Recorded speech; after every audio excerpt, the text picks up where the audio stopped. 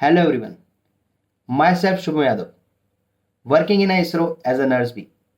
Once again, a very warm welcome in my YouTube channel. कैसे हैं आप लोग? आए हो सब मस्त होंगे, स्वस्थ होंगे। तो जैसा आज आपने थंबनेल में देखा है कि जो ये वीडियो है नर्सिंग एक्सपीरियंस के लिए कि सर रोड मैप क्या होगा नॉट सेट 10 को क्रैक करने के लिए। तो road map for not set 10, इसमें मैं 2-3 कैटेगरी में बात करूँगा। सबसे पहले कैटेगरी है जिन्होंने अभी तक थ्योरी बिल्कुल नहीं पढ़ी है। सबसे पहले उनके बारे में बात करते हैं। देखो, नॉट सेट जैसे बड़े एग्जाम को क्रैक करने के लिए हमारा थ्योरी बहुत स्ट्रांग होना चाहिए। थ्योरी पोर्शन बहुत इंपॉर्टेंट रोल प्ले करता है जब हम एग्जाम में बैठते हैं। तो जो बिल्कुल फ्रेश हैं, जिन्होंने कोई थ्योरी नहीं पढ़ी है, अभी कहीं से कोचिंग नहीं ली है, सबसे पहले मैं उनके बारे में बात करना चाहूँगा कि आप कहीं से भी कोचिंग ले। मैं आपको कोई कोचिंग एडवाइस नहीं कर रहा हूँ। जो कोचिंग आप करना चाहते हैं, जहाँ पे भी ज्वाइन होना चाहते हैं, आप उस कोचिंग से ऑफलाइन या ऑनलाइन कोचिंग करें। और अगर मेरा प्रेफरेंस चाहते हैं कि मैं क्या कहना चाहता हूँ ऑनलाइन या ऑफलाइन में, तो मैं हमेशा प्रेफर करता हूँ ऑफलाइन कोचिंग को। क्योंकि जब हम ऑफलाइन कोचिंग करते हैं तो टीचर का फोकस हमारे पे रहता है, हम अपने डाउट्स क्लियर कर सकते हैं। ठीक है, तो ये होगी पहली बात। दूसरी बात, कोचिंग के साथ साथ अगर आपको टाइम मिलता है तो आप एमसीक्यू प्रैक्टिस कर सकते हैं। और सबसे पहले हमें एक बुक को कंप्लीट करना है। ऐसा नहीं है कि आज मैंने टारगेट हाई उठाई, कल मैंने पीआर अदर उठाई और परसों मैंने सॉन्डर्स और मॉस भी उठा ली। हमेशा हमें एक स्टेप लेके चलना है कि पहला स्टेप हमारा क्या होगा। थ्योरी के साथ साथ अगर हमें क्वेश्चन प्रैक्टिस करनी है तो हम या तो पीआर अदर या टारगेट हाई को प्रेफर कर सकते हैं। ठीक है, नेक्स्ट आप एक टेस्ट सीरीज ज्वाइन कर सकते हैं। कोई सी भी टेस्ट सीरीज ज्वाइन करो, वो आपकी प्रेफरेंस है। मैं कोई एडवाइस नहीं कर रहा हूँ कि इस कोचिंग की टेस्ट सीरीज लो, वो सब डिसीजन आपका है। बस मैं रोड मैप बता रहा हूँ कि कैसे नॉट सेट 10 को क्रैक किया जा सकता है अपने एक्सपीरियंस के हिसाब से। क्योंकि मैं भी नॉट सेट 4 से एग्ज़ाम दे रहा हूँ, ठीक है, और मैं बहुत सारे कॉम्पिटिटिव एग्ज़ाम दे चुका हूँ, तो इसलिए मैं आपको बता रहा हूँ। नेक्स्ट, आपने थ्योरी पढ़ रही है, थ्योरी के साथ साथ आप एमसीक्यू कर रहे हो, पीआर आदर टारगेट हाई के, और आप एक टेस्ट सीरीज ज्वाइन करो। ये तो होगी हमारी कैटेगरी ई। कैटेगरी बी की बात करें तो जिनकी थ्योरी कंप्लीट हो चुकी है, अब वो क्या करें सर? उन्हें कुछ स्पेशल नहीं करना।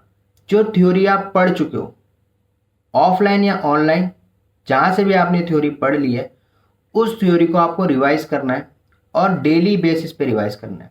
एग्जाम्पल, मैं कैसे पढ़ता था, अगर मैं अपनी बात करूं तो मैं आज अगर मैंने फंडामेंटल उठाई है तो मैं पहले पूरी फंडामेंटल कंप्लीट करता हूं, चाहे मुझे उसमें 3 दिन लगे या 4 दिन लगे या 1 हफ्ता लगे।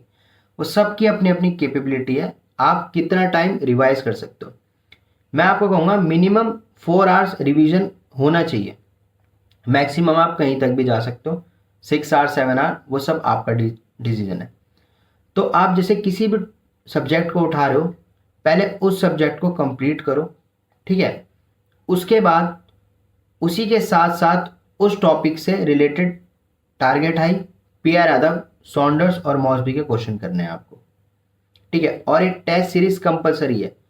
तो जिनकी थ्योरी हो गई है उनको ऐसे रिवीजन करना है। आज फंडामेंटल उठाई, 6 दिन में फंडामेंटल हो रही है, कोई नहीं, पूरी फंडामेंटल कंप्लीट करने के बाद आप मेडिकल सर्जिकल को उठाओगे। और इस थ्योरी के साथ साथ 4 से 6 घंटे थ्योरी करने के बाद आपको क्वेश्चन प्रैक्टिस करनी है। क्वेश्चन प्रैक्टिस कैसे करनी है सर? अगर मैं बात करूं टारगेट आई और पीआर अदब की, तो मिनिमम आप 200 से 300 क्वेश्चन कर सकते हैं पर डे। और अगर हम मॉसबी या सॉन्डर्स जैसे की बुक की बात करें, लिपिन कोड की बात करें, या फिर आप उससे ऊपर ब्लैक को प्रेफर करो, तो ये जितनी बुक्स हैं अगर आप इनकी तरफ जाओगे तो आप वो इसके मिनिमम अगर आप 50 क्वेश्चन कर रहे हो तो भी बहुत है। क्योंकि उसमें आपको खाली क्वेश्चन प्रैक्टिस नहीं करनी, आपको क्वेश्चन के साथ साथ उसके रैशनली समझना है कि सर इस क्वेश्चन में रैशनली क्या है, ठीक है। तो ये कर सकते हैं।